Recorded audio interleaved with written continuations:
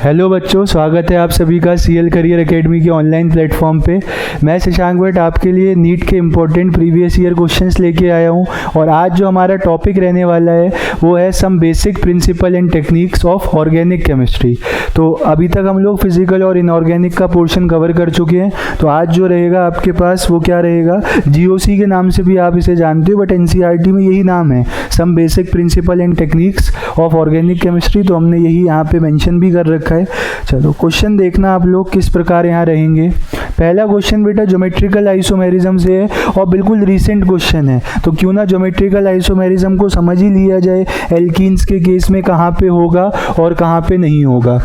तो geometrical isomers की अगर मैं बात करूं तो यहाँ पे होगा क्या कि एल्कीन के आप सब्स्टिट्यूएंट्स देखोगे। एल्कीन के आपको क्या देखने हैं, सब्स्टिट्यूएंट्स देखने हैं। जैसे इस एल्कीन पे जो दो ग्रुप लगे हैं वो आपस में अलग होने चाहिए और यहाँ पे जो दो ग्रुप लगे हैं वो आपस में अलग होने चाहिए, यानी कि A should not be equal to B and C should not be equal to D। ये किसके लिए बेटा, फॉर एग्जिबिटिंग ज्योमेट्रिकल आइसोमेरिज्म। ये कब किस चीज़ के लिए वैलिड है, जबकि ज्योमेट्रिकल आइसोमेरिज्म होगा। Whereas A can be equal to C और A can not be equal to C, है ना। तो ये आप कुछ B और D इक्वल हो भी सकते हैं, नहीं भी। तो कहने का मतलब ये है कि sp2 कार्बन पे जो दोनों ग्रुप लगे हों वो डिफरेंट हो, तभी वहाँ पे क्या होगा, ज्योमेट्रिकल आइसोमेरिज्म शो हो पाएगा। ऐसे ही एल्कीन के दूसरे वाले कार्बन पे भी। तो अब यहाँ पे आप स्ट्रक्चर्स देखो। पहला पेंट 1इन, तो पेंट 1इन में बताओ क्या हो पाएंगे अलग अलग ग्रुप? नहीं सर, यहाँ पे दोनों H हैं वो सेम है, जिसकी वजह से आपको ज्योमेट्रिकल आइसोमेरिज्म नहीं देखने को मिलेगा। नेक्स्ट देखो ब्यूट 2इन, क्या बोल रखा है, ब्यूट 2इन और 2,3 डाई मिथाइल।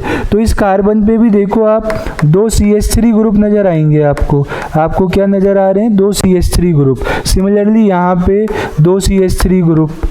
तो भाई ये आपस में ही सेम है, तो ना यहाँ पे ज्योमेट्रिकल आइसोमेरिज्म होगा ना यहाँ।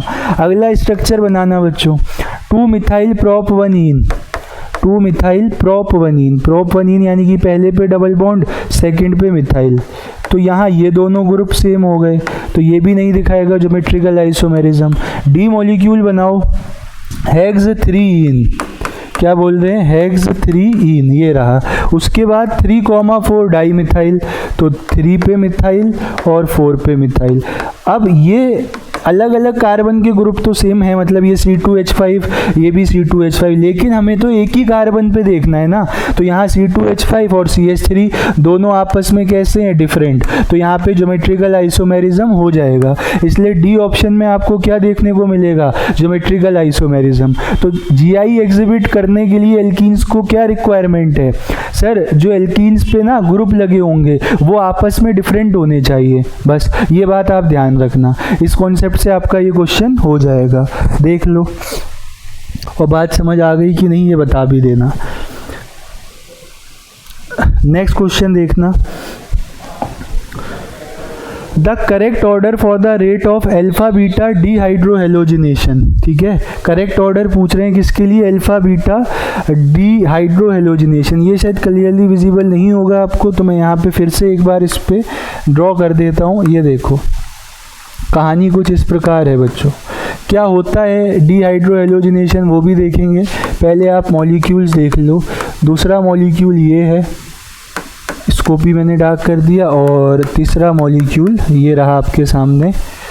होगा क्या बताओ, डीहाइड्रोहेलोजिनेशन में होगा क्या सर, डीहाइड्रोहेलोजिनेशन में जो बीटा कार्बन होता है, मतलब फंक्शनल ग्रुप से अगला कार्बन जो होता है उसमें से H को क्या है, कोई बेस एब्स्ट्रैक्ट करके ले जाता है। जैसे अगर मैं आपसे यहाँ बात करूँ तो यहाँ पे ये कार्बन अल्फा जिस पे फंक्शनल ग्रुप लगा है, ये कार्बन बीटा।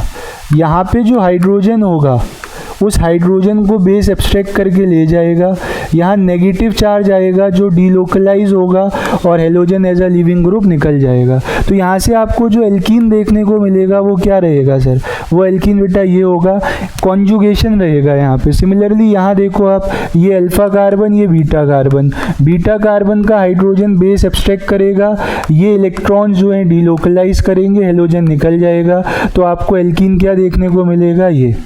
इधर आ जाओ, यहाँ दो पॉसिबिलिटी है सर, ये भी बीटा कार्बन है और ये भी बीटा कार्बन है, तो ज़्यादा सब्स्टिट्यूटेड एल्कीन बनता है सेटजेफ रूल के अकॉर्डिंग मेजर प्रोडक्ट। या आप ऐसे भी कह सकते हो कि उस वाले बीटा कार्बन से H निकालो जहाँ पे क्या है आपके पास कम H है, तो यहाँ से H हमने एब्स्ट्रैक्ट किया होगा, उसके बाद ये इलेक्ट्रॉन्स डीलोकलाइज करेंगे, लिविंग ग्रुप निकल जाएगा, तो आपको एल्कीन क्या देखने को मिलेगा, आपको एल्कीन ये देखने को मिलेगा। अब ये तो बेटा कॉन्जुगेटेड डाइईन है, इसकी तो स्टेबिलिटी बहुत ज़्यादा होती है। इधर देखो, यहाँ पे आपके पास 3 इस कार्बन पे, 30 इस कार्बन पे, तो 6 अल्फा H हैं, और यहाँ 2 इस कार्बन पे, यहाँ पे केवल 2 अल्फा H हैं। तो जितने ज़्यादा अल्फा H होंगे उतनी ज़्यादा एल्कीन की क्या होगी, स्टेबिलिटी। तो कंजुगेशन वाला तो विनर हो ही गया, और इसमें 6 अल्फा हाइड्रोजन वाला हो जाएगा। तो यहाँ पे क्या ऑर्डर आएगा, सबसे ज़्यादा फर्स्ट, फिर थर्ड और सेकंड, सबसे ज़्यादा फर्स्ट, थर्ड और फिर सेकंड। तो ये डी ऑप्शन में ऐसा दे रखा है, दिख रहा है ना आपको, यहाँ पे देख लो, ठीक है। सबसे ज़्यादा फर्स्ट, फिर थर्ड और फिर सेकंड। फर्स्ट का स्टेबल होने का कॉज क्या है, कॉन्जुगेशन, और थर्ड का फिर on the basis of hyper conjugative structures, जो कि डिपेंड करते हैं नंबर ऑफ अल्फा हाइड्रोजन्स पे। इसी तरीके से आप अल्फा हाइड्रोजन से carbocation as well as radical की स्टेबिलिटी भी बता सकते हो। तो आपको हाइपर कॉन्जुगेशन देखना आना चाहिए, कहाँ पे ज़्यादा हाइपर कॉन्जुगेशन होगा और उसी की वजह से फिर क्या होगी, ज़्यादा स्टेबिलिटी होगी। नेक्स्ट क्वेश्चन देखना, given below are 2 statements in an organic compound when inductive and electronic effects operate in opposite directions the inductive effect predominates। ऐसा कुछ नहीं है, ठीक है, एनवायरनमेंट पे डिपेंड करता है, तो ये स्टेटमेंट तो गलत है। उसके बाद अगला पढ़ो आप, hyper conjugation is observed in ऑर्थोजाइलिन। Hyper conjugation किस में देखा जाता है, ऑर्थोजाइलिन में। तो जाइलिन होता क्या है, ध्यान से देखना आप, बेंजीन रिंग और उस पर अगर 2 CH3 ग्रुप लगे हैं तो उनको आप क्या बोलोगे, जाइलिन बोलोगे। बेंजीन रिंग और उस पर 2 CH3 ग्रुप लगे हैं तो उसको आप क्या बोलोगे, जाइलिन। अब हाइपर कॉन्जुगेशन के लिए चेक क्या करना है, अल्फा हाइड्रोजन चेक करने हैं सर। ये देखो एल्कीन वाला कार्बन है, ठीक है, इससे अगला कार्बन आपका ये है, तो यहाँ जब आप चेक करोगे तो यहाँ से हाइपर कॉन्जुगेशन हो सकता है। तो ये स्टेटमेंट सही है, तो पहला स्टेटमेंट गलत है, statement 1 is false but statement 2 is true. तो बी ऑप्शन सही हो जाएगा यहाँ से। बिल्कुल रिसेंट क्वेश्चन है बच्चों, 2023 नीट एग्जाम्स में पूछा गया था, देख लो। चलो नेक्स्ट क्वेश्चन देखना, the number of sigma pi and lone pair and pyridine. भाई साहब इससे आसान क्या, पिरीडीन का लेकिन आधी जनता को स्ट्रक्चर ही नहीं पता होता है। तो पिरीडीन बेटा एक हेट्रोसाइक्लिक कंपाउंड है जिसमें बेंजीन रिंग के एक कार्बन की जगह नाइट्रोजन इंसर्ट कर रखा है। नाइट्रोजन के पास यहाँ लोन पेयर रहेंगे। अगर मैं आपसे बात करूँ सिग्मा बॉन्ड्स की, तो इन कार्बन पे तो H रहेगा ना, तो इनको सिग्मा बॉन्ड को काउंट करना पड़ेगा आपको। कितने, 5 सिग्मा ये, ठीक है, बाकी 6 सिग्मा आपके कार्बन और नाइट्रोजन वाले हो गए। तो 5 और 6 11 हो गए कि नहीं हो गए, बताओ। देखो 1 2 3 4 5 और 6 7 8 9 10 और 11। तो 11 तो यहाँ पे सिग्मा बॉन्ड है। पाई गिनना बच्चों, 3 पाई बॉन्ड है और एक क्या है, लोन पेयर। ये चमक रहा है देखो, लोन पेयर। तो 11 3 1, 11 3 1 कहाँ है, बी ऑप्शन, यह सही हो जाएगा। नेक्स्ट क्वेश्चन देखो, in Lassaigne extract of an organic compound both nitrogen and sulfur are present which gives blood red color with Fe3+ due to the formation of। तो भाई क्वालिटेटिव और क्वांटिटेटिव एनालिसिस, जो कि some basic principle and techniques में NCERT में last topic दिया है, तो उसको छोड़ना मत यार। इस बार अलग से सिलेबस में मेंशन कर रखा है प्रैक्टिकल केमिस्ट्री, तो उसको ज़रूर करके जाना है। मैं यहाँ पे आपको बता देता हूँ, लसाग्ने एक्सट्रैक्ट है, ठीक है, तो सोडियम एक्सट्रैक्ट बनाया जाता है, साथ में ऑर्गेनिक कंपाउंड है तो कार्बन तो होगा, और यहाँ डिटेक्शन की बात चल रही है सल्फर और नाइट्रोजन की। तो यहाँ पे सोडियम थायोसाइनेट बन के आएगा। उसके बाद जब इसको आप ट्रीट कराओगे बच्चों Fe3+ से, ठीक है, तो यहाँ पे आपको ब्लड रेड कलरेशन देखने को मिलेगा। किस वजह से? वो आपको देखने को मिलेगा इस कंपाउंड की फॉर्मेशन की वजह से, ठीक है। FeSCN2+, FeSCN2+, ऊपर आएगा 2+ चार्ज, यहाँ पे हम लगा देते हैं क्योंकि उस पर भी 2 है ना, CN, ठीक है।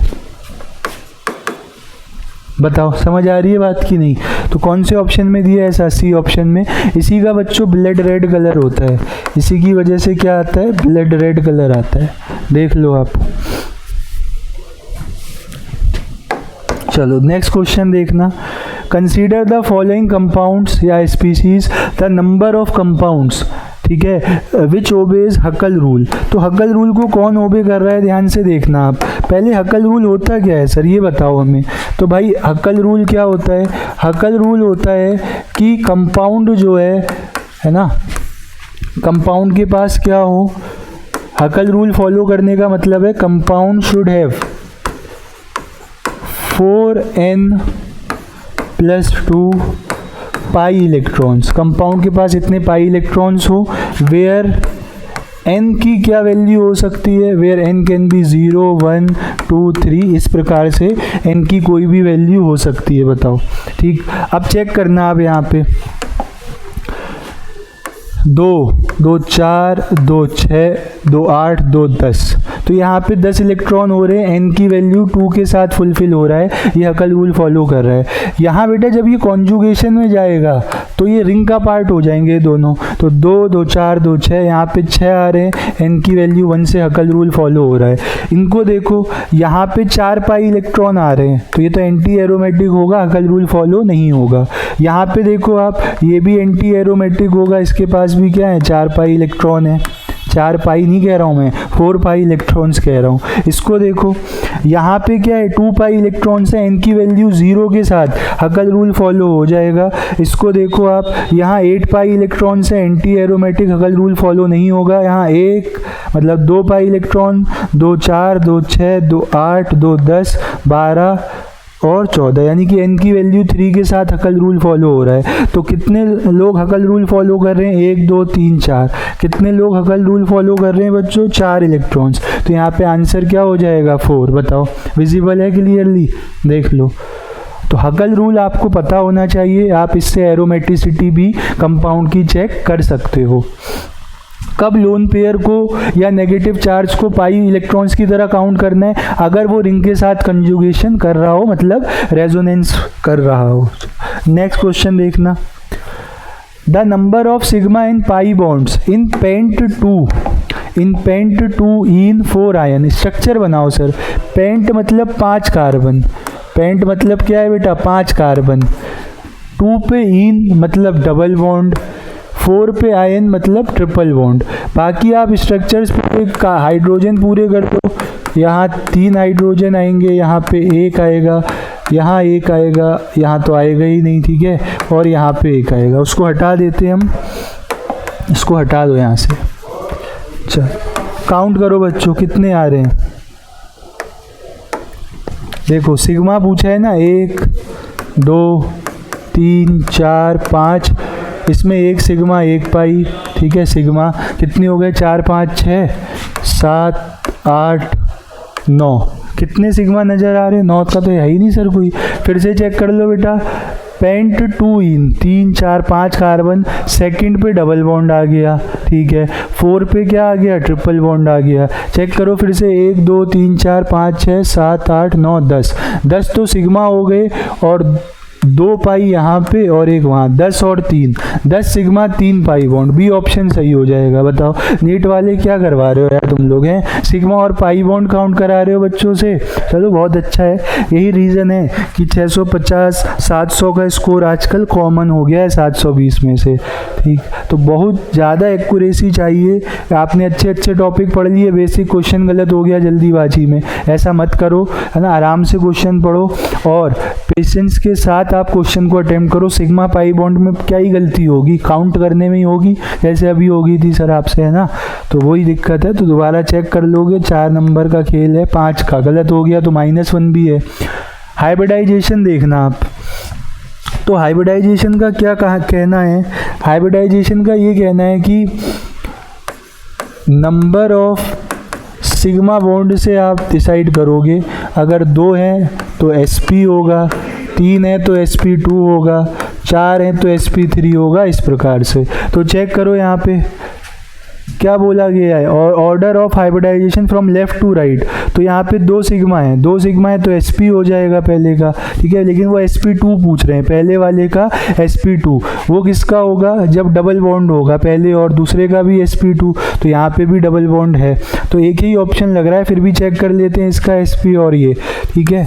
तो बी ऑप्शन सही हो जाएगा। रीज़न क्या है कि भाई 3 सिग्मा बॉन्ड कब बनेंगे बताओ, जब कोई कार्बन एक तो डबल बॉन्ड बना रहा हो, बाकी सिंगल बॉन्ड, तभी तो 3 सिग्मा आ पाएंगे वहाँ पे, ठीक है। 2 सिग्मा कब आएंगे, जब कोई कार्बन कम से कम एक ट्रिपल बॉन्ड बना रहा हो, तो 1 सिग्मा ये, 1 सिग्मा ये।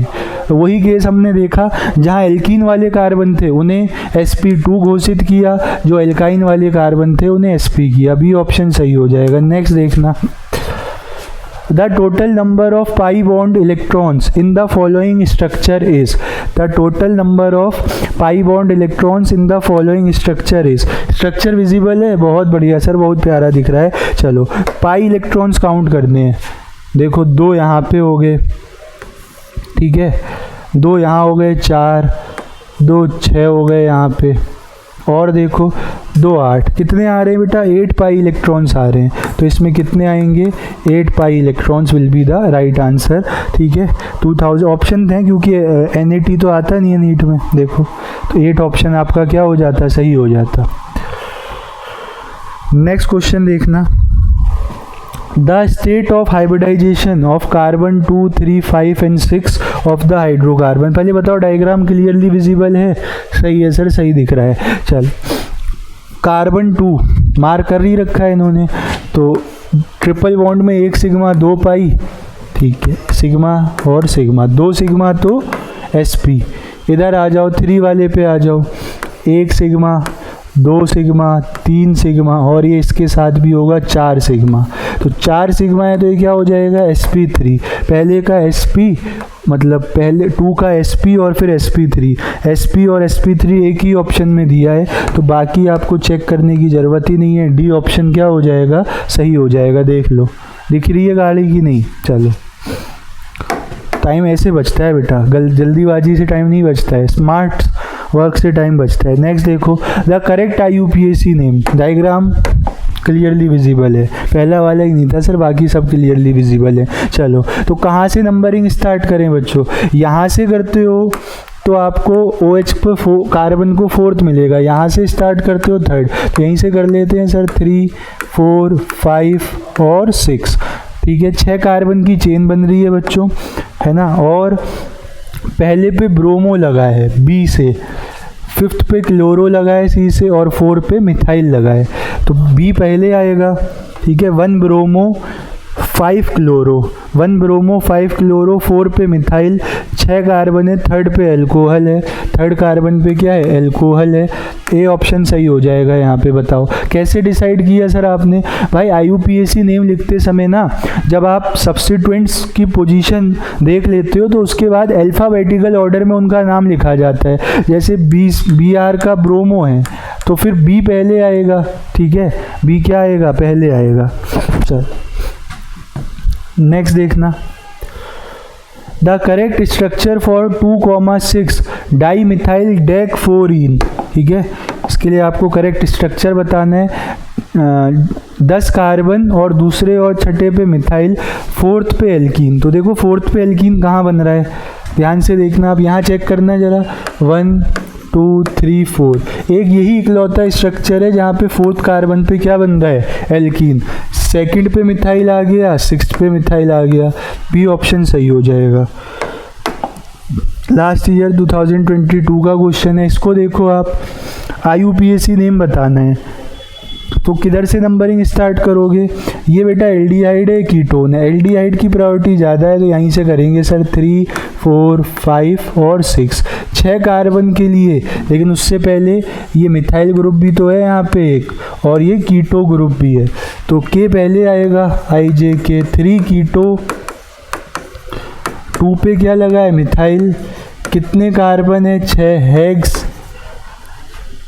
फिर अगर मल्टीपल बॉन्ड्स हैं तो उसकी पोजीशन 4th पे ईन और 1 पे क्या है एल्डिहाइड। देखो 3 कीटो, 2 मिथाइल, हेक्स, 4 ईन, 1 अल, ये देखो डी ऑप्शन चेक करना बच्चों, क्या यही है? बस उन्होंने पहले एक पोजीशन लिख दी और एल्डिहाइड की पोजीशन नहीं लिखी तो मतलब वो पहले कार्बन पे प्रेजेंट है। तो IUPAC नेम का क्वेश्चन आए और गलत हो जाए तो फिर तो ये पाप हो जाए सर, है ना। और इस पाप से बचने के लिए आपको प्रैक्टिस करनी पड़ेगी, गंगा नहीं नहाना है, गंगा जी नहाएंगे बाद में रिजल्ट आने के बाद, है ना। चलो नेक्स्ट देखो, the structure of isobutyl group in an organic compound is. भाई साहब साफ साफ चमक रहा है आपको, ये होता है आइसोब्यूटाइल ग्रुप, ठीक है। कार्बन और इस पे 3 एल्काइल ग्रुप लगे हुए हैं तो ब्यूटाइल तो हो ही गया, 4 कार्बन का ग्रुप है तो, ठीक है। और कोई बताओ सर, ठीक, ये होता आपका क्या बोलते हैं न्यू पेंटाइल, ये क्या होता, ये होता न्यू पेंटाइल, ठीक है। बताओ आइसो होता, सॉरी यहाँ पे क्या होता, आइसो होता, एक ब्रांचिंग है तो आइसो, 2 है तो न्यू। जैसे ब्यूटाइल का आइसोब्यूटाइल क्या होता सर, ठीक है, अगर हम बात करें तो आइसोब्यूटाइल क्या होता, तो यहाँ पे कोई ग्रुप लगा होता तो ये आपका आइसोब्यूटाइल कहलाता, कोई फंक्शनल ग्रुप लगा होता। चल नेक्स्ट देखना, टर्शरी पेंटाइल हो जाएगा फिर। Structure of the compound whose IUPAC name is 3 ethyl 2 hydroxy 4 methyl hex 3 ene 5 yne, hex 3 ene 5 yne. Alkene को तीसरा नंबर कहाँ से मिलेगा, देखना जरा ध्यान से, एल्कीन को तीसरा नंबर कहाँ से मिलेगा, यहाँ से देखो 1, 2, 3, 4, 5, एल्कीन को तीसरा, एल्काइन को 5th, एक ही मॉलिक्यूल है। उसके बाद 2 पे हाइड्रोक्सी आ रहा है, देखो 3 पे क्या आ रहा है, इथाइल आ रखा है ये, और 4 पे क्या आ रखा है, मिथाइल ये, ठीक। तो डी ऑप्शन सही हो जाएगा। नेक्स्ट क्वेश्चन देखना, अभी आपको सारी यही दिखेंगे IUPAC नेमिंग वाले। चलो, which nomenclature is not according to IUPAC system, कौन सा नोमेनक्लेचर IUPAC सिस्टम के अकॉर्डिंग नहीं है। तो मैं यहाँ पे इसको थोड़ा सा अलग से ही बना देता हूँ। देखो ये मॉलिक्यूल है पहला, और इसी से ज़्यादा आंसर भी आ जाएगा, Br CH2 CH double bond CH2, ये कहानी दे रखी है आपको, और इसका नाम दिया है 1 ब्रोमो, इसका नाम क्या दे रखा है, 1 ब्रोमो प्रॉप 2 इन, ये नाम दे रखा है। क्या सही है ये बताओ, क्या आपको सही नज़र आ रहा है? सर यहाँ से नंबरिंग करोगे 1, 2, 3, तो इसका नाम तो ये होना चाहिए 3 ब्रोमो, ठीक है, प्रॉप 1 इन, पहले ही ऑप्शन में नाम गलत दिया है, ठीक है। तो हमसे पूछा था नॉट अकॉर्डिंग टू IUPAC, तो ए ऑप्शन सही हो जाएगा। विजिबल नहीं है क्लियर, इसलिए मैंने बना दिया, बाकी सब में सही है, आप देख लेना। नेक्स्ट देखो, the correct IUPAC name for the compound is, इस कंपाउंड के लिए आपको करेक्ट IUPAC नेम बताना है। ये सर हमें अच्छे से दिख भी रहा है। तो देखो डबल बॉन्ड की प्रायोरिटी ज़्यादा है, वहाँ से अब 3 इधर चलते हो तो भी 5, 6, इधर चलते हो तो भी 5, 6, इधर चलते हो तो भी 5, 6, तो जहाँ आपकी मर्जी वहाँ चल लो। 4th पे इथाइल ग्रुप लगा है, 3 पे प्रोपाइल ग्रुप लगा है, ठीक है। तो इसका नाम कैसे लिखेंगे सर, इथाइल प्रोपाइल, ई पहले आएगा, तो 4 इथाइल 3 प्रोपाइल, 4th पे इथाइल ग्रुप, 3 पे प्रोपाइल ग्रुप, और टोटल कार्बन कितने 6 हेक्स, और 1 पे क्या है एल्कीन, हेक्स 1 इन, ठीक है। 4 इथाइल 3 प्रोपाइल हेक्स 1 इन, कहीं दिया है क्या, 4 ethyl 3 propyl hex 1 in, A option सही हो जाएगा। तो वही काम है बेटा, ठीक है, चेंज करो इसको। चलो नेक्स्ट देखो, the IUPAC name of the compound, फिर IUPAC नेमिंग है, CH triple bond C, single bond CH, double bond CH। तो सर एक साथ लिख दो थोड़ा सा, ये लो एक साथ ले तुम, हम साथ साथ हैं, ये देखो देखो इनको साथ साथ, ये लो। नंबरिंग कहाँ से, अब देखो दोनों जगह से एल्कीन एल्काइन दोनों को 1 मिल रहा है, तो एल्कीन की प्रायोरिटी ज़्यादा रहेगी यहाँ पे। 1 2 3 4 ब्यूट 1 इन 3 आयन, ब्यूट 1 इन 3 आयन, देखो ब्यूट 1 इन 3 आयन, सी ऑप्शन सही हो जाएगा। वैसे तो एल्कीन की है ही ज़्यादा। उसके बाद अगर आप दोनों मतलब दोनों तरफ से देख रहे हो, दोनों को सेम नंबरिंग आ रही है, मतलब अगर अलग अलग है तो जो लोएस्ट नंबर आएगा जिसको वो फ़ायदा करेगा, और दोनों की सेम है तो एल्कीन को आप प्रायोरिटी दे देना। नेक्स्ट देखो, द IUPAC नेम ऑफ, इसका IUPAC नेम पूछा है, बता देंगे सर। ये आपका एसिड क्लोराइड ग्रुप है ना, 3 4 5, 2 पे मिथाइल 3 पे मिथाइल, तो 2,3 डाई मिथाइल, कहीं दिया है क्या? 2,3 डाई मिथाइल, सी ऑप्शन में दिया है, देखो और चीज़ चेक ही नहीं करनी है। फिर भी ये कहलाता है आपका ऑयल क्लोराइड, 5 कार्बन के लिए पेंट और एसिड क्लोराइड के लिए ऑयल क्लोराइड, सी ऑप्शन सही हो जाएगा। नेक्स्ट देखो, the compound which shows metamerism, metamerism होता क्या है सर? मेटामेरिज्म में बच्चों different length of alkyl chain हो जाती है, different length of alkyl chain on both sides of functional group, functional group के दोनों साइड अलग अलग एल्काइल चेन बन जाए, जैसे C4H10O में चेक करना आप, ठीक है। तो यहाँ पे क्या बन सकता है? CH3 CH2, एक तो ईथर बन सकता है, और ईथर ही बन सकता है सर, देखो। और एक ईथर कैसे बने कि भाई दोनों तरफ क्या हो जाएं, 2-2 कार्बन हो जाएं, ये सिमेट्रिकल ईथर है, ये अनसिमेट्रिकल है। तो ये मेटामेरिज्म है कि ईथर फंक्शनल ग्रुप में कि आपका molecular formula same but alkyl chain की लेंथ डिफरेंट है on either sides of functional group, तो ये सही हो जाएगा। C5H12 एल्केन है, यहाँ होगा नहीं, ठीक है। C3H8O, यहाँ भी मुझे मुश्किल ही लग रहा है, C3H8O, H8 भी है, तो 6 ही बन रहे हैं, ठीक है, तो यहाँ भी नहीं होगा, चल तो ये भी इनमें भी नहीं होगा, ए ऑप्शन में ही होगा बस। नेक्स्ट देखो, which among the given molecules can exhibit tautomerism, अच्छा कॉन्सेप्ट है टॉटोमेरिज्म का, आपको पता होना चाहिए, मैं समझा दे रहा हूँ। देखो टॉटोमेरिज्म के लिए क्या कंडीशन है, टॉटोमेरिज्म के लिए ये कंडीशन है बच्चों कि जो भी आपका क्या बोलते हैं बीटा कार्बन है, beta carbon should have sp3 hybridisation, पहली बात तो उसका क्या हो, sp3 हाइब्रिडाइजेशन हो, एंड हाइड्रोजन एटम्स, और उस पर हाइड्रोजन एटम्स हो। बताओ ये बात क्लियर है कि नहीं? बीटा कार्बन के पास sp3 हाइब्रिडाइजेशन हो और हाइड्रोजन एटम्स हो, चलो ये बात तो ठीक है। और ब्रिज हेड कार्बन जो होगा, bridge head carbon will never exhibit tautomerism, bridge head carbon पे कभी भी टॉटोमेरिज्म नहीं होगा। आप चेक कर लो, आपसे कर लो चेक, कोई दिक्कत नहीं हमें। देखो ये है ब्रिज हेड कार्बन, कार्बन तो है sp3 लेकिन ब्रिज हेड है तो ये नहीं कर सकता। यहाँ देखो आप, एक साइड ब्रिज हेड नहीं है तो वहाँ H अवेलेबल नहीं है, इस पर क्या है, H अवेलेबल नहीं है, और ये क्या हो गया आपका, ब्रिज हेड वाला हो गया। ये जो है ये कौन से हो गए, ब्रिज वाले, तो ब्रिजिंग वाले पार्टिसिपेट नहीं करेंगे।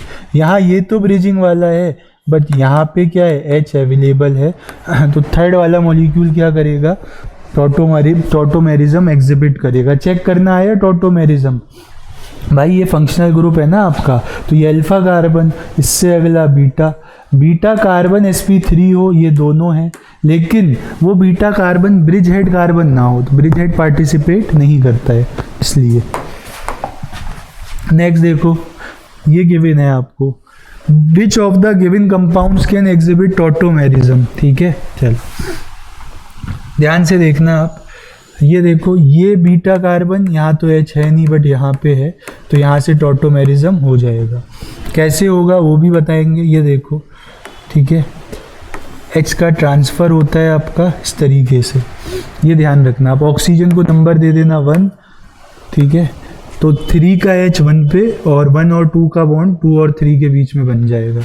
मैं बता रहा हूँ तरीका, बाकी तो आपको चेक करना ज़्यादा आना चाहिए। ये देखो बीटा, तो यहाँ पे भी H अवेलेबल है, ये भी शो कर देगा।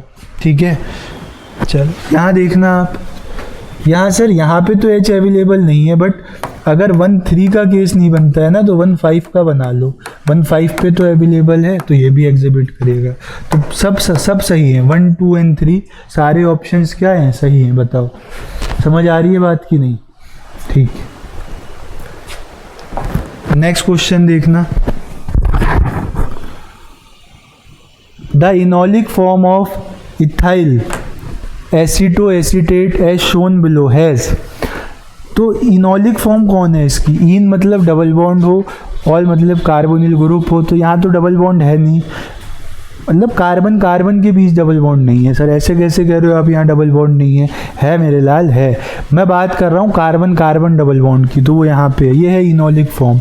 तो यहाँ आप चेक कर ले हो, देखो 3 तो सिग्मा यहाँ आ गए, ये कलर दिखेगा नहीं सर, 3 सिग्मा यहाँ आ गए, एक ये हो गया, 4, 5, 6, 7, 8, 9, 10, ठीक है, यहाँ पे 11 हो गए, और 2 इसके और लगा लो 13, और 3 इधर लगा लो 16, 17, ठीक है, मतलब ज़्यादा ही हैं आपके पास। ठीक है, और देखो और क्या बोल रहा है, पाई बॉन्ड, पाई कितने हैं, 2, तो 2 पाई बॉन्ड एक ही में दे रखे हैं, यहाँ 2 में दे रखे हैं, यहाँ पे ए और देखो 2 पाई बॉन्ड यहाँ दे रखे हैं, बट इतना पता है 9 से ज़्यादा है, तो फिर यही सी ऑप्शन सही हो जाएगा। ठीक है, एक आध काउंटिंग में मिस्टेक होगी। नेक्स्ट देखो, which of the following pair represents stereo isomer. तो स्टीरियो आइसोमर बच्चों 2 तरीके के होते हैं, एक होते हैं आपके ज्योमेट्रिकल और एक होते हैं आपके ऑप्टिकल।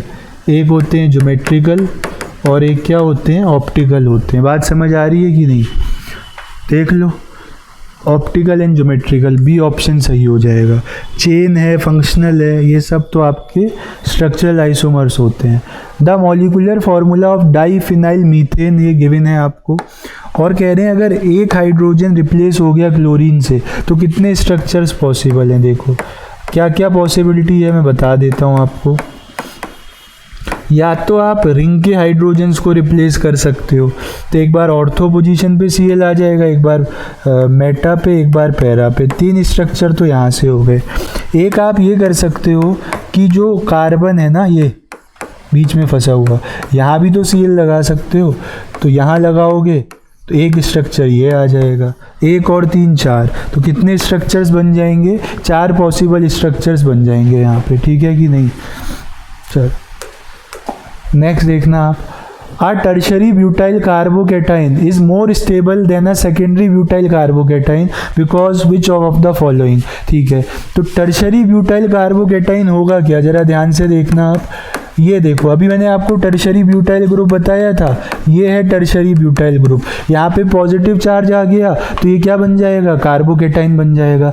अब इनके एच काउंट करो कौन है ना, तो ये 3 3 6 और 3 9 अल्फा हाइड्रोजन है इसके पास। ठीक है कि नहीं बताओ। तो यहाँ पे आप ध्यान से देखो क्या है, यहाँ पे क्या लगता है अल्फा एच की वजह से हाइपर कॉन्जुगेशन, इनकी वजह से क्या लगता है, हाइपर कॉन्जुगेशन लगता है। ये डी ऑप्शन सही हो जाएगा। बताओ क्लियर है कहानी की नहीं? ठीक सर, ठीक है, चलो नेक्स्ट देखना, क्लियर कर दो सर इसको। नेक्स्ट देखो, the most stable carbocation among the following is, सबसे ज़्यादा स्टेबल कार्बोकेटाइन इसमें कौन है, पहले बताओ। सारे कार्बोकेटाइन क्लियरली विजिबल हैं। आप कार्बोकेटाइन से अगला कार्बन देखो और उस पर H काउंट कर लो। जितने ज़्यादा H होंगे सर उतने ज़्यादा हाइपर कॉन्जुगेटिव स्ट्रक्चर्स होंगे, उतनी ही ज़्यादा क्या होगी, स्टेबिलिटी होगी। तो इसमें कोई सर है ही नहीं भाई, इसका टॉपिक है ना। इसको ओपन करोगे तो इस पर 3 CH3 ग्रुप आ जाएंगे, तो एक भी H नहीं रहेगा, इधर ही रहेंगे। यहाँ 3 अल्फा H है, यहाँ चेक करो आप 2 और 2 4, इसमें 4 अल्फा H है, ठीक है। यहाँ देखना 3 और 2 5, यहाँ 5 अल्फा H है। और अगर यहाँ चेक करते हो तो 2 और 3, यहाँ भी 5 ही नज़र आ रहे हैं सर, है ना। यहाँ इस पे 2 है, यहाँ कितने 2 अल्फा H है, सबसे ज़्यादा 5 थर्ड ऑप्शन में है, तो ये सही हो जाएगा। तो ये क्यों ना ध्यान ही रख लिया जाए सर, जो स्टेबिलिटी है कार्बोकेटाइन की, stability of carbocation directly proportional है नंबर ऑफ अल्फा हाइड्रोजन्स के, क्योंकि हाइपर कॉन्जुगेशन ज़्यादा हो जाता है। यहाँ पे क्या ज़्यादा हो जाता है, हाइपर कॉन्जुगेशन। नेक्स्ट देखो, which of the following is correct with respect to, ठीक है। रिस्पेक्ट का पी देखो, इतनी ज़्यादा रिस्पेक्ट कर दी गई कि पी कूद गया वहाँ से, ठीक है। Respect to minus I effect of the substituents, ठीक है। देखो माइनस आई इफेक्ट होता क्या है, दूसरे के इलेक्ट्रॉन्स अपनी तरफ शिफ्ट करना।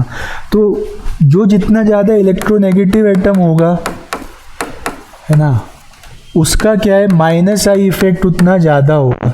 बिकॉज माइनस आई इफेक्ट में होता क्या, इलेक्ट्रॉन डेंसिटी शिफ्ट कर दी जाती है। तो इलेक्ट्रोनेगेटिविटी का ऑर्डर तो ये है, तो फ्लोरीन्स का सबसे ज़्यादा माइनस आई इफेक्ट होना चाहिए, वो हर जगह है। फिर ऑक्सीजन का, और फिर किसका, नाइट्रोजन का।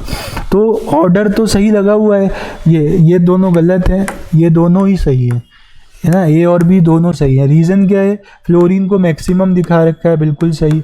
उसके बाद ऑक्सीजन कंटेनिंग ग्रुप को सेकंड पे, और फिर नाइट्रोजन कंटेनिंग को थर्ड पे। तो तीनों बातें सही हैं दोनों जगह, तो 2 आंसर हो जाएंगे, देख लो इसको। चलो नेक्स्ट क्वेश्चन देखना, which of the following carbocation is expected to be most stable. अब देखो कार्बोकेटाइन बनता क्या, कार्बोकेटाइन के पास क्या कहानी है। कार्बोकेटाइन बच्चों इलेक्ट्रॉन डेफिशिएंट है, पॉजिटिव चार्ज आने का रीज़न ही यही है कि उसके पास से इलेक्ट्रॉन चले गए। अब क्या तुम चाहोगे उस बेचारे कार्बोकेटाइन के पास कोई ऐसा ग्रुप रख दिया जाए, है ना, कोई ऐसा ग्रुप रख दिया जाए जो कि उसके बचे कुचे इलेक्ट्रॉन भी ले ले। नहीं सर, हम ऐसा नहीं चाहेंगे, बट फिर भी क्वेश्चन में ऐसा ग्रुप रखा हुआ है जो कि NO2 है। NO2 जितना दूर हो सकता है, NO2 जितना दूर हो सकता है प्लस चार्ज से उतना दूर रखने की कोशिश करना, वो सबसे ज़्यादा स्टेबल होगा। तो पूछा क्या है, मोस्ट स्टेबल। यहाँ देखो मेटा पे है, यहाँ पैरा पे है, और यहाँ तो उसी पे है, ठीक है। चलो तो सी ऑप्शन में क्या है, सबसे दूर है ये, है ना। ये जितना दूर रहेगा बेटा उतनी ज़्यादा क्या होगी, स्टेबिलिटी। इलेक्ट्रॉन विड्रॉइंग है ना, क्या है, इलेक्ट्रॉन विड्रॉइंग है। नेक्स्ट क्वेश्चन देखना, the correct statement regarding electrophile is. Electrophile के रिगार्डिंग करेक्ट स्टेटमेंट क्या है, ध्यान से देखो। पहली बात तो क्या होते हैं, हम स्टेटमेंट पढ़ने से पहले अपना माइंडसेट क्लियर करो। Electro means electron, file means loving. तो जो इलेक्ट्रॉन लविंग होगा या तो वो पॉजिटिवली चार्ज होगा या इलेक्ट्रॉन डेफिशिएंट होगा। ध्यान से देखना, electrophile can either B neutral यानी कि इलेक्ट्रॉन डेफिशिएंट, या फिर पॉजिटिवली चार्ज। ठीक है, बताओ बात समझ आ रही है कि नहीं। नेगेटिव वाला तो वैसे ही गलत हो जाएगा, ठीक है। तो सी ऑप्शन सही हो जाएगा। इलेक्ट्रॉन लविंग है तो इलेक्ट्रॉन पेयर को एक्सेप्ट भी करेगा। नेक्स्ट क्वेश्चन देखो, हटाया इसको, चला नेक्स्ट क्वेश्चन देखो। Which of the following statement is not correct for a nucleophile. Nucleophile के लिए कौन सा स्टेटमेंट सही नहीं है। तो जैसे इलेक्ट्रोफाइल था बच्चों इलेक्ट्रॉन लविंग, न्यूक्लियोफाइल क्या हो जाएगा, न्यूक्लियस लविंग हो जाएगा। न्यूक्लियोफाइल क्या होगा, न्यूक्लियस लविंग होगा। तो न्यूक्लियस से प्यार मोहब्बत कौन करेगा बताओ, है ना। तो भैया जिसके पास खुद इलेक्ट्रॉन्स होंगे, है ना। अमोनिया को चेक करो, अमोनिया भाई साहब को, इनके पास तो खूब ज़्यादा इलेक्ट्रॉन्स हैं। तो ये तो सही स्टेटमेंट है, हमसे नॉट करेक्ट पूछा है। Nucleophiles attack at low electron density site. हाँ, ये वहाँ अटैक करेंगे जहाँ पे इलेक्ट्रॉन डेंसिटी कम होगी। भाई ज़्यादा से कम की तरफ भी तो फ्लो होता है। Nucleophiles are not electron seeking, सही बात है, इलेक्ट्रॉन तो उनके पास हैं। Nucleophile is a Lewis acid.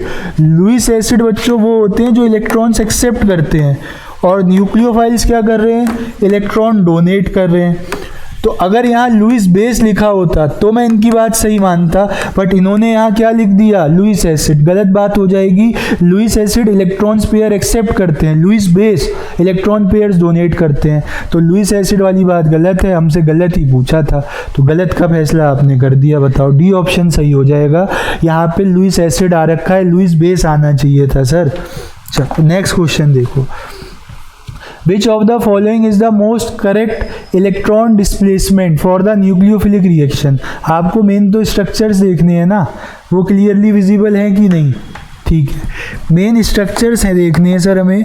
तो देखो अगर यहाँ पे कार्बोकेटाइन बनता है तो यहाँ से इसको क्या है, रेजोनेंस स्टेबलाइजेशन मिलेगा। वो तो सर यहाँ से भी मिल रहा है कि नहीं मिल रहा है बताओ, ठीक है, और इस जगह से भी मिल रहा है, सारा उससे मिल रहा है, बट यहाँ Cl रिमूव नहीं हुआ है, ठीक है। न्यूक्लियोफिलिक रिएक्शन होनी है, इलेक्ट्रॉन डिस्प्लेसमेंट, ये वाला बिल्कुल सही है बच्चों, ठीक है। जब ये निकलेगा यहाँ से तो यहाँ कार्बोकेटाइन बनेगा, ये इसको स्टेबलाइज कर देगा। ये ऑप्शन सही लग रहा है लाल, ठीक है कि नहीं, बाकी मिलते जुलते हैं बट गलत है। Consider the following compounds hyper conjugation occurs in, देख लो अल्फा H, यहाँ तो है ही नहीं, अल्फा कार्बन है बट इस पे H अवेलेबल नहीं है तो ये नहीं करेगा, ठीक है। इसको चेक करो, यहाँ पे अल्फा कार्बन है बट नो अल्फा H, ये भी नहीं करेगा। इसको चेक करो, ये वाला तो नहीं बट यहाँ पे जो H है वो तो थर्ड, ठीक है, ओनली थर्ड, ए ऑप्शन सही हो जाएगा। बताओ तो हाइपर कॉन्जुगेशन देखो कितना यूज हो रहा है, करना क्या है, अल्फा कार्बन के वे H चेक करने हैं बस। In which of the following compounds the carbon Cl bond ionization shall give most stable carbonium ion? Carbonium ion से यहाँ पे मतलब है कार्बोकेटाइन, कार्बोनियम आयन से यहाँ पे क्या मतलब है, कार्बोकेटाइन। तो यहाँ पे अगर कार्बोकेटाइन बनता है बच्चों तो रेजोनेंस स्टेबलाइज्ड होगा, यहाँ पे आपको +R इफेक्ट देखने को मिलेगा। लेकिन यहाँ जब बनेगा ना तो यहाँ आपको 9 अल्फा H मिलेंगे, यहाँ क्या मिलेंगे, 9 अल्फा H, और 9 अल्फा H की पावर जो है बेटा एक फिनाइल रिंग के रेजोनेंस से ज़्यादा होती है, ठीक है। एक पीएच रिंग के रेजोनेंस से 9 अल्फा H का हाइपर कॉन्जुगेशन डोमिनेट करता है, इसलिए डी ऑप्शन सही हो जाएगा। बहुत बच्चे देखते ही अरे बेंजाइलिक कार्बन पे कार्बोकेटाइन बन रहा है सर, मोस्ट स्टेबल होगा, ऐसा नहीं है। 9 अल्फा H की पावर ज़्यादा है एक फिनाइल रिंग के रेजोनेंस से या मेसोमेरिक इफेक्ट से। नेक्स्ट देखो, what is the hybridisation state of benzyl carbonium, ठीक है, बेंजाइल की चेक कर लो आप, यहाँ पे देखना 1 सिग्मा और 2 इधर, यानी कि 3 सिग्मा, 3 सिग्मा मतलब sp2, 3 सिग्मा मतलब क्या हो जाएगा, sp2, ए ऑप्शन सही हो जाएगा। बताओ क्लियर है कहानी। नेक्स्ट देखो, homolytic fission of the following alkanes, homolytic fissions of the following alkanes forms free radical CH3, ठीक है, ये बनाएंगे अभी। तो इंक्रीजिंग ऑर्डर ऑफ स्टेबिलिटी पूछा जा रहा है, तो आप number of alpha H check कर लो, वो जहाँ ज़्यादा स्टेबिलिटी वहाँ ज़्यादा, ठीक है। सबसे ज़्यादा अल्फा H कहाँ नज़र आ रहे हैं आपको, ध्यान से देखना, यहाँ 6 अल्फा H है, ठीक है। इसमें कितने अल्फा H हैं, 2, यहाँ पे 2 अल्फा H है, यहाँ पे 6 अल्फा H है, ठीक है। यहाँ देखो भाई साहब इतनी जल्दी है ना, क्या बताएं इसके बारे में। चलो यहाँ देखना जरा, यहाँ पे कितने अल्फा H नज़र आ रहे हैं आपको। यहाँ पे अगर आप अल्फा H की बात करोगे तो 3, और इस पे भी रेडिकल बना रखा है, इस पे भी रेडिकल बना रखा है, क्या चक्कर है। यहीं पे होगा बेटा रेडिकल, ठीक है। तो यहाँ पे अगर रेडिकल होगा तो यहाँ पे रेडिकल है तो 3 अल्फा H है, और यहाँ पे जब रेडिकल बनेगा तो यहाँ 9 अल्फा H होंगे, 9 का सबसे ज़्यादा फिर 6 वाले का, 9 का सबसे ज़्यादा फिर 6 वाले का ज़्यादा होगा, 9 का सबसे ज़्यादा फिर 6 वाले का ज़्यादा होगा। 9 का यहाँ पे 9 वाला दिया है, ये नहीं, सबसे ज़्यादा 9 अल्फा H कहाँ पे नज़र आ रहे हैं आपको, देखो बी ऑप्शन में और ए ऑप्शन में, सी और डी में तो नहीं है सर, सी और डी में नहीं है। बी में देखो यहाँ पे ये 9 अल्फा एच वाला केस आ गया आपके सामने। इसके बाद ये देखना ज़रा, ये कितने हैं इसके पास, यहाँ 3 3 6 और 2 8 अल्फा एच हैं। फिर यहाँ देखो आप 6 अल्फा एच हैं, यहाँ 3, तो बी ऑप्शन सही होगा। जिस तरीके से कार्बोकेटाइंस की stability number of alpha H पे डिपेंड करती है, उसी तरीके से फ्री रेडिकल्स की स्टेबिलिटी भी नंबर ऑफ अल्फा एच पे डिपेंड करती है। चलो नेक्स्ट क्वेश्चन देखना। Which one is a nucleophilic substitution reaction? कौन सी बेटा न्यूक्लियोफिलिक सब्सटीट्यूशन है? तो ध्यान से अगर आप देखते हो तो ये जो अमोनिया है ये न्यूक्लियस लविंग है, तो ये क्या करेगा, यहाँ पे न्यूक्लियोफिलिक अटैक करेगा, बी आर यहाँ से रिमूव हो जाएगा, सी ऑप्शन सही आंसर हो जाएगा। नेक्स्ट देखना। Which one of the following is the most reactive towards electrophilic reagent? कौन जल्दी से इलेक्ट्रोफाइल के साथ रिएक्शन करेगा? इलेक्ट्रोफाइल क्या होते हैं बच्चों? सर इलेक्ट्रोफाइल होते हैं इलेक्ट्रॉन लविंग, ठीक है सही बात है बिल्कुल। तो इलेक्ट्रॉन लविंग जो होगा वो वहीं तो जाना चाहेगा जहाँ इलेक्ट्रॉन डेंसिटी ज़्यादा होगी। तो एक बात अगर मैं आपको बताऊं तो OH की इलेक्ट्रॉन रिलीज करने की टेंडेंसी ज़्यादा होती है OCH3 से। OH की क्या है, इलेक्ट्रॉन रिलीज करने की टेंडेंसी ज़्यादा होती है, तो बी ऑप्शन सही हो जाएगा। इसमें और इसमें आपको डाउट रहता तो मैंने बता दिया, OH की इलेक्ट्रॉन रिलीज करने की टेंडेंसी ज़्यादा, ये भी है, ठीक है। चलो लेकिन यहाँ से क्या है, यहाँ से इलेक्ट्रॉन विड्रॉइंग इफेक्ट भी हो सकता है, क्यों, ये देखो ना। चलो इसी प्रकार नेक्स्ट देखना आप।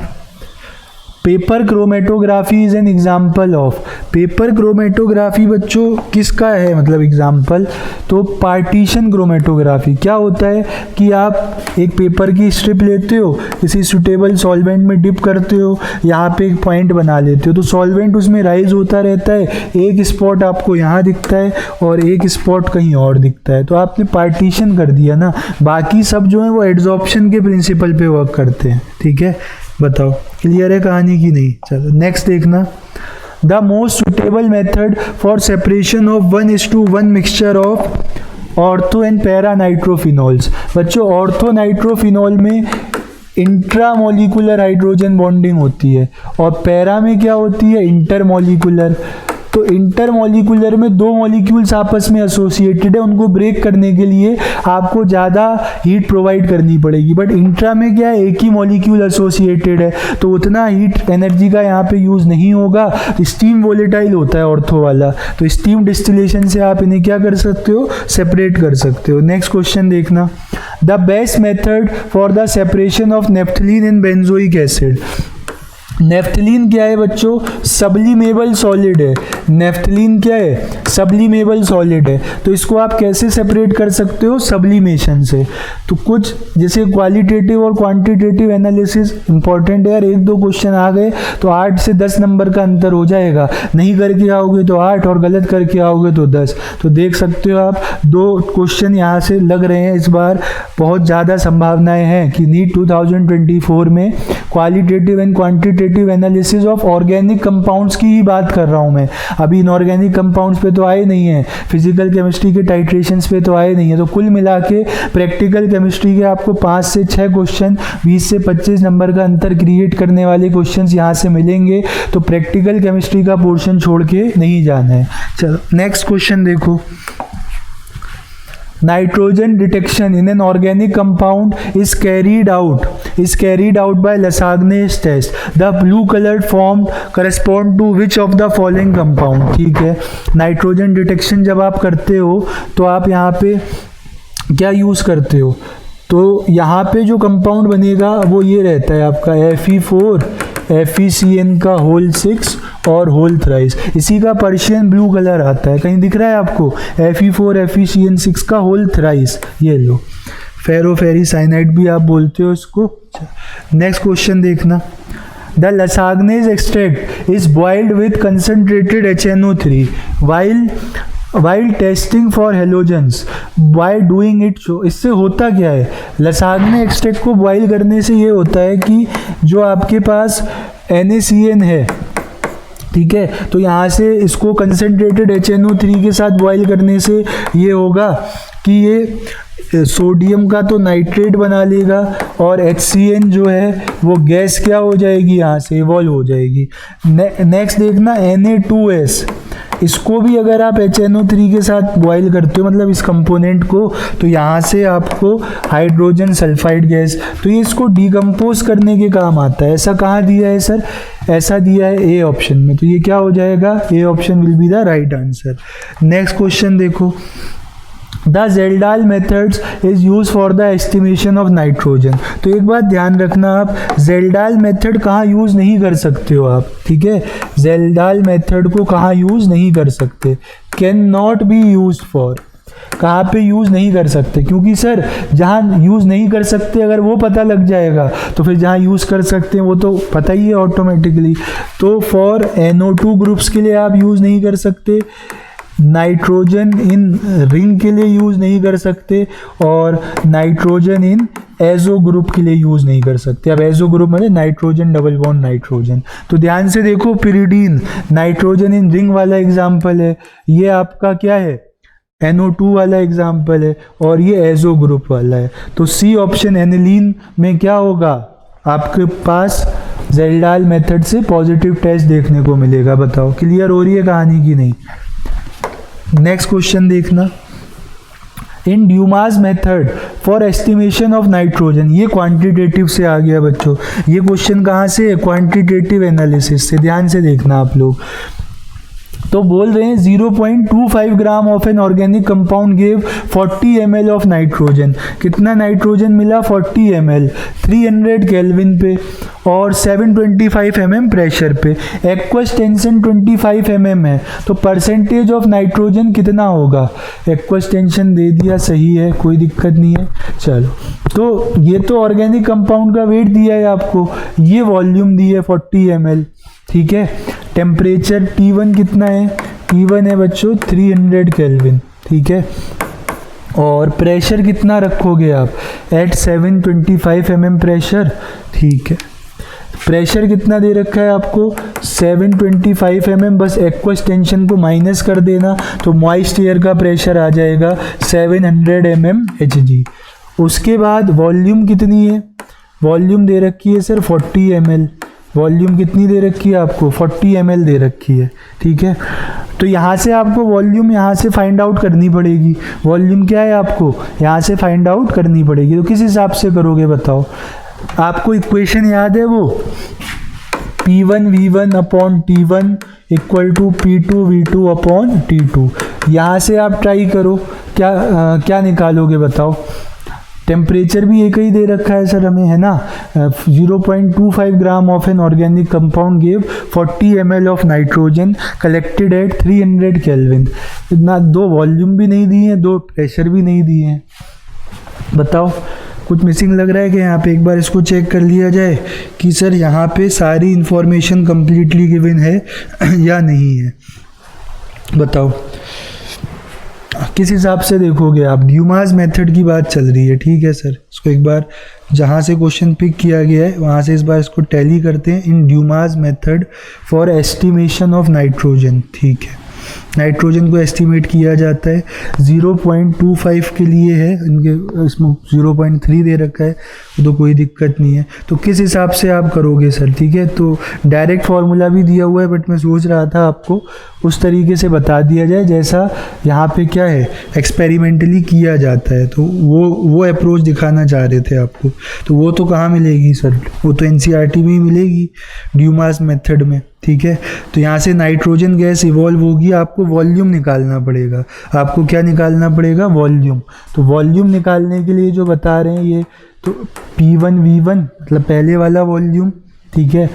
और टेम्परेचर यहाँ पे दे रखा है 273 स्टैंडर्ड कंडीशन वाला है ना, और साथ में 760 ये स्टैंडर्ड वाला क्या हो गया आपका प्रेशर हो गया, और यहाँ पे जो पहले वाला टेम्परेचर है आपका 300। तो यहाँ से वैल्यूज़ देखो ज़रा, क्या क्या वैल्यूज़ हैं आपके पास। P1 है, T1 है, ठीक है। वॉल्यूम है क्या, वॉल्यूम कितनी है V1 40 ml, तो यहाँ से क्या आ जाएगी आपके पास, वॉल्यूम आ जाएगी। बताओ क्लियर हो रही है कहानी की नहीं, ठीक है। तो STP पे आपको वॉल्यूम मिल जाएगी यहाँ से निकाल लो STP पे वॉल्यूम, VmL कह दिया है इन्होंने, कोई दिक्कत नहीं है। फाइंड आउट करो V की वैल्यू, P1 की वैल्यू 700 और V1 की वैल्यू 40 इंटू 273 और यहाँ से 760 इंटू 300, ये कहानी है। यहाँ से आपको वॉल्यूम मिलेगी। चलो चेक करो और बताओ कितना आएगा। मतलब कैलकुलेटर से ही करेंगे सर इसको तो, है ना, वरना टाइम लगेगा। चलो 700 into 40 into 273 divided by 760 divided by 300, कितना आ रहा है बच्चों? 33.52 ml में ही आएगा। ठीक है, इसको ध्यान रखना, आगे यूज़ होगा। पहले इतने बात नोट करो आप, क्या आ रहा है? 33.52 आ रहा है। ठीक है, इसको आगे यूज़ करेंगे हम। तो देखो 33.52, ठीक है, तो यहाँ पे आपको कितना मिल रहा है? 33.52 मिल रहा है। तो इसको आगे कैलकुलेट करा जाए। इसको जब आगे कैलकुलेट करेंगे तो कितना वेट आएगा? 33.52 तो वॉल्यूम आई है। ठीक है, चलो मोल्स निकालो। गिवन वॉल्यूम अपॉन में जो STP पे वॉल्यूम होती है 22,400, तो यहाँ से सॉल्व करो, कितना बन रहा है? 33.52 डिवाइडेड बाय 22,400, तो ये मोल्स आ रहे हैं 0.0014। वेट कितना आएगा? यहाँ से वेट निकालो तो N2 का कितना होता है? 28। ठीक है, तो यहाँ से वेट कितना आ रहा है? 0.0419। परसेंटेज कैसे आएगी बच्चों? परसेंटेज कैसे आएगी? वो आ जाएगी आपके पास, देखना ज़रा, इतना वेट तो है नाइट्रोजन का, और सैंपल का वेट कितना है? सैंपल का वेट है 0.25 ग्राम। परसेंटेज में कन्वर्ट करना है तो 100 से आप क्या कर देना? मल्टीप्लाई कर देना। तो देखो 0.0419 इंटू 100 डिवाइडेड बाय 0.25, तो ये 16.76 के अराउंड आ रहा है। इसके अराउंड आ रहा है 16.76 के। ये देखो ए ऑप्शन है।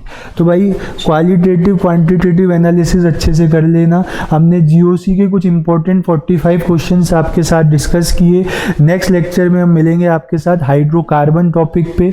तो आप इतना तब तक अपना रिवाइज करते रहो, है ना। और बोर्ड एग्जाम्स जिनके चल रहे हैं तो उनके लिए यही है कि भाई अपने 12th वाले एग्जाम्स पे फोकस करो। आधे 1 घंटे का लेक्चर अपना रहता है, तो इतना तो आप टाइम निकाल के देख ही सकते हो, क्योंकि मेन टारगेट आपका कॉम्पिटिटिव एग्ज़ाम होना चाहिए।